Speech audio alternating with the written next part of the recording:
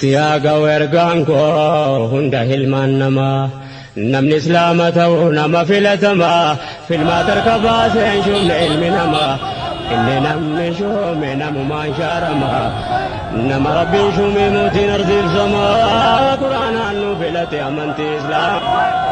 Hindaganne kabajamoo daawwattootaa fi dhaggeeffattoota keenya nagaan keenya jidduu jirtanitti isin haa qaqqabu. Assalaamu alaykum wa rahmatullaahi wa barakaatu.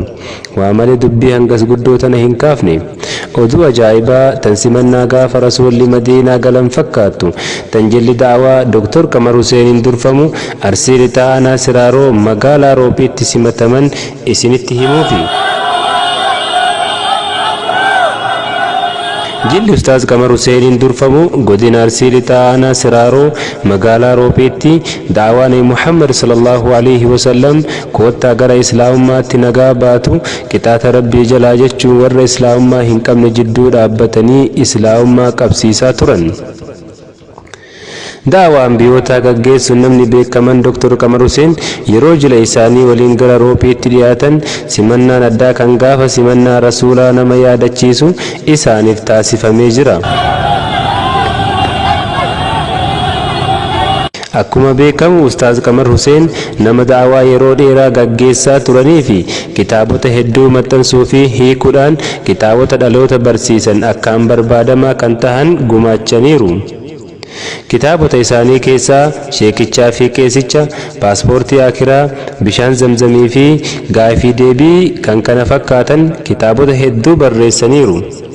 Akkuma isiniif himuuf yaaletti daawaan Ustaaz Qamar ittiin beekaman Quraanaaf macaafa kiristaanaa wal bira qabuun sagaleedhaanis hojjetaniiru.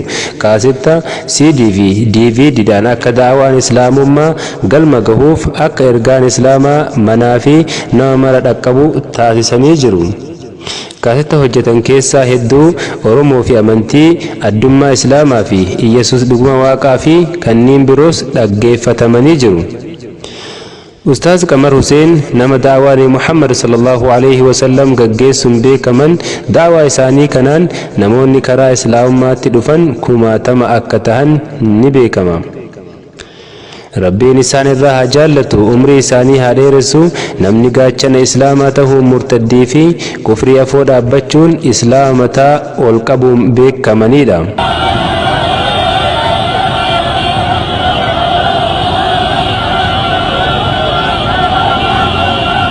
Leencichi